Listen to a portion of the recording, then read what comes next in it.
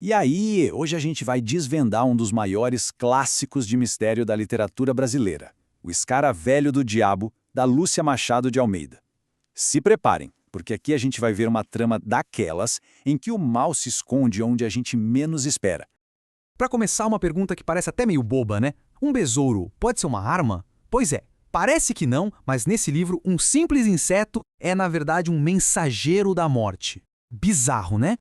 Então, o nosso caminho vai ser o seguinte. A gente começa com o crime do escaravelho, conhece um detetive bem inesperado, segue a pista dos cabelos vermelhos, analisa o círculo de suspeitos, desvenda a trama toda e, claro, no final a gente vai ver o que precisa para gabaritar a prova. Vamos lá!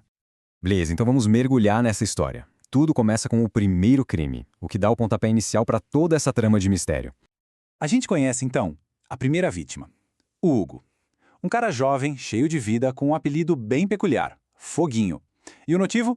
O cabelo dele de um vermelho super vivo.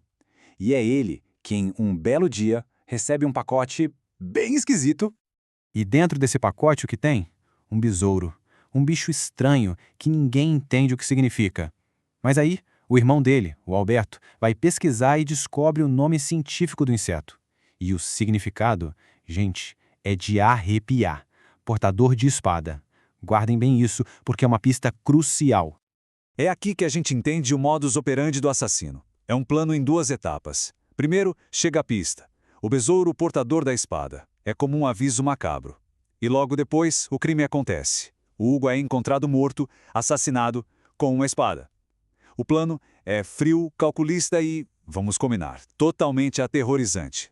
Com um assassinato desses, é claro que a polícia entra no caso. Mas a investigação não vai ficar só nas mãos deles, não. Um herói, digamos um tanto inesperado, vai entrar nessa história.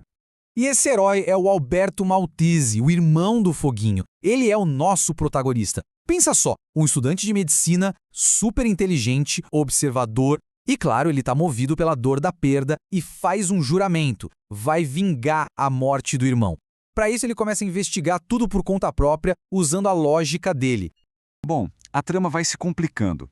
O Alberto e a polícia não demoram a perceber que o caso do Hugo não foi um caso isolado. Algo muito maior está acontecendo. E é aqui que o padrão do assassino fica cristalino. Olha só.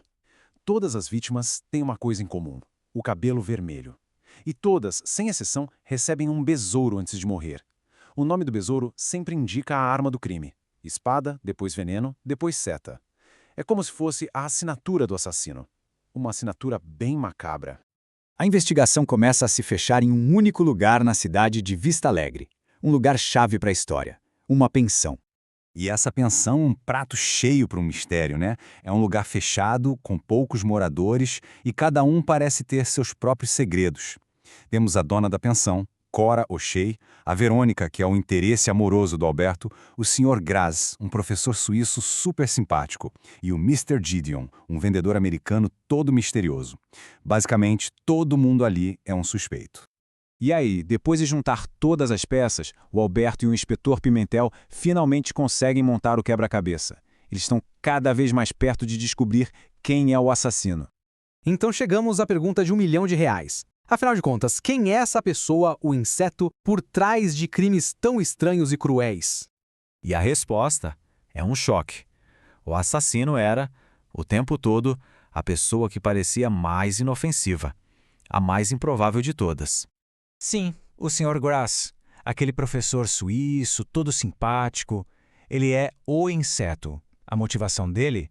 Uma obsessão doentia por cabelos vermelhos. Ele usava todo o conhecimento que tinha de entomologia, de insetos, para planejar os crimes nos mínimos detalhes. E aquela aparência de bom moço era o disfarce perfeito para a natureza terrível dele. Ok, mistério resolvido. Mas agora, vamos à parte importante para quem vai fazer prova sobre o livro. O que é essencial saber para gabaritar? Vamos olhar para 2 pontos que podem cair na prova. Primeiro, o vocabulário. A pensão não é só uma casa. Pensa nela como um elemento clássico de mistério. Um lugar fechado onde todo mundo é suspeito. E expressões como nem de leve, que significam de jeito nenhum, a autora usa isso para dar um tom mais real, mais brasileiro para os diálogos. Fica a dica. Para entender o livro a fundo, a gente precisa sacar os temas principais. São 3. O primeiro é mistério e dedução, o Alberto usando a lógica tipo um Sherlock Holmes para resolver o crime. O segundo é a ideia de justiça por conta própria, o Alberto investigando por fora movido por vingança. Isso levanta uma boa discussão. E o terceiro, talvez o mais importante, é que as aparências enganam. O Sr. Gress é o exemplo perfeito disso. O mal pode vir de onde a gente menos espera. E o número para não esquecer de jeito nenhum. 3. Esse é o número de vítimas humanas do assassino. Todas, claro, com cabelos vermelhos. Essa obsessão dele pela cor era tão grande, tão maluca, que ele chegou a matar até um pássaro no zoológico só por causa da cor vermelha. Isso mostra o nível da compulsão do cara. E no fim das contas, o livro deixa a gente com essa pulga atrás da orelha, né? Se o mal pode ter uma cara tão simpática, um rosto tão amigável, como é que a gente sabe em quem confiar? O Escaravelho do Diabo é mais do que só uma história de assassinato. É um baita alerta sobre o perigo de julgar as pessoas pela aparência. Uma lição que, com certeza, fica com a gente muito depois de fechar o livro.